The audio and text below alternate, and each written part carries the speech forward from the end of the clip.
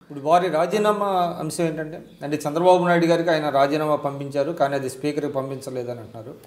దాని మీద మీ పార్టీలో చర్చ జరిగిందా ఏమన్నా? అంటే దాని మీద మీరు ఇన్సిస్ట్ చేయట్లేదు కదా అని రాజీనామా చేయమని. రేవంత్ రెడ్డి గారి నైతికతకి సంబంధించిన విషయం అది. రాజీనామా సంబంధం లేదంటారా? రాజీనామా ఇవ్వాల్సిన నైతికత ఇప్పుడున్న సందర్భంలో విలువలతోని కూడిన రాజకీయాలు నేను చేస్తా, కేసీఆర్ని గద్దె దింపుతా అని చెప్పేసి ఏక లక్ష్యంతో, అంటే కేసీఆర్ని గద్దె దింపటమే లక్ష్యంగా ప్రధాన ఎజెండాగా పోరాటం చేయడానికి సిద్ధపడి ఈ పార్టీ వల్ల సాధ్యం కాదు, ఇంకో పార్టీ అది కాంగ్రెస్ వల్లనే సాధ్యమని నిర్ణయించుకొని కాంగ్రెస్ జెండా పట్టుకోవడానికి సిద్ధపడ్డ రేవంత్ రెడ్డి నైతికంగా విలువలు ఉంటే ఆయన వెంటనే అసెంబ్లీ స్పీకర్కి రాజీనామా ఇవ్వాలా?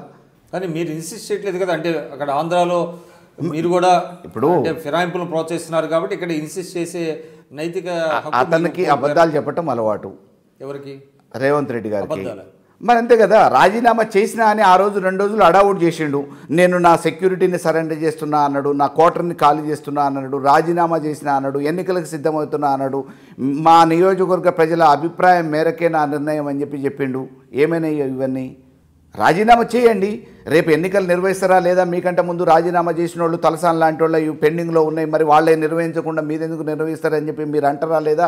ఆ తర్వాత సంగతి. కానీ మీ నైతికతని సాదుకోవడానికి, రాజకీయాలలో విలువల్ని కాపాడటానికి మీరు ఈ పార్టీ నుంచి ఇంకో పార్టీకి పోతున్నప్పుడు ఆ పార్టీలో ఈ పార్టీ గుర్తు మీద గెలిచిరు కాబట్టి మీ నైతిక విలువల్ని కాపాడే క్రమంలో రాజీనామా చేసినా అన్నారు కాబట్టి రాజీనామా ఒకవేళ మాకు చేస్తే మేము ఇవ్వలేదనుకోండి, మీరు నేరుగా పోయి అసెంబ్లీ స్పీకర్కి ఇవ్వండి. కానీ ఒకటైతే వాస్తవం అంటే 2014 ఎన్నికల తర్వాత తెలంగాణలో తెలుగుదేశం ఈ స్థాయిలో అన్నా ఉన్నది అని అంటే రేవంత్ రెడ్డి గారు చేసినటువంటి ఒంటరి పోరాటం అనేటువంటిది ఒక జనరల్ ఒపీనియన్ అయితే పబ్లిక్లో ఉన్నది. దాన్ని విక్రమ్ గారు ఇప్పుడు 2014 కంటే ముందు రేవంత్ రెడ్డి ఒక నియోజకవర్గానికి నాయకుడు, ఒక జిల్లాకు కూడా కాదు. 2014 ఎన్నికల వరకు కొడంగల్ నియోజకవర్గానికి ప్రాతినిధ్యం చేసే ఒక శాసనసభ్యుడిగా మాత్రమే ఈ రాష్ట్రానికి తెలుసు. 2014 ఎన్నికల తర్వాత జరిగిన పరిణామ క్రమంలో సీనియర్లు రకరకాల కారణాలతోని పార్టీలో దూరం ఉన్నప్పుడు, అనారోగ్యం కారణం పేరు మీద దేవేందర్ గౌడ్, నాగం జనార్దన్ రెడ్డి గారు తెలంగాణ వాదం పేరు మీద వేరే పార్టీలోకి, ఇట్లా రకరకాల కార్యక్రమాలు జరిగి కొంతమంది మోతుపల్లి నరసింహులు గారు లాంటి వాళ్ళు మధుర నుంచి పోటీ చేసి ఓడిపోవటం, అసెంబ్లీలో ఇంకొక నాయకుడు సీనియర్ నాయకుడు లేకపోవటం అతనికి కలిసి వచ్చిన అంశం. ఒక యువకుడిగా పార్టీ ప్రోత్సహించింది. రేవంత్ రెడ్డి ఆయన వాగ్దాటి కొంతమందిని ఆకర్షితులు చేస్తుందనే ఆలోచనతో పార్టీ అనేక రకమైన పదవులు ఒప్పచెప్పింది. ఆ క్రమంలో పార్టీ నిలబడ్డదంటే ఓట్ బ్యాంక్ ఎంతవరకు పెరిగింది? గ్రేటర్ హైదరాబాద్ ఎన్నికలలో ప్రచారం చేస్తే అన్ని ప్రచార బాధ్యతలు రేవంత్ రెడ్డికి ఒప్పచెప్పినాం. ఎన్ని వార్డులలో గెలవగలిగారు, ఎన్ని డివిజన్లలో గెలవగలిగినాం. కాబట్టి పాలేరులో ఆయన ఒంటరిగా నిర్ణయం తీసుకున్నారు, కాంగ్రెస్తో మా పొత్తుంటుంది టీడీపీకి అని చెప్పేసి. మేమెవరు దాంట్లో జోక్యం చేసుకోలేదు, పార్టీ కూడా జోక్యం చేసుకోలేదు. కానీ అక్కడ జరిగిన పరిస్థితి ఏంది? ఎన్ని ఓటర్లను ప్రభావితం చేయగలిగారు అంటే మీరు చూశారు.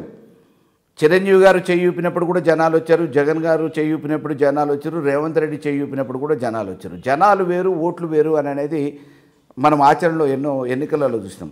కాబట్టి ఎన్నికల పరంగా ఎంతమంది ఓటర్లని ఆకర్షించగలిగారు,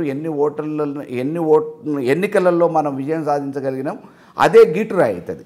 కాబట్టి రేవంత్ రెడ్డి స్వతహాగా నాయకత్వం వహించినప్పుడు ఏ ఎన్నికల్ని నిర్వహించినా ఆ ఎన్నికలలో తెలుగుదేశం పట్టా కట్టుకున్నది ఏం లేదు. గ్రామ పంచాయతీ ఎంపీటీసీ స్థాయిలో ఎన్నికలు జరిగినా అక్కడ స్థానిక నాయకత్వం గెలిచింది. అది తెలుగుదేశం క్రెడిట్, నాయకులది కాదు.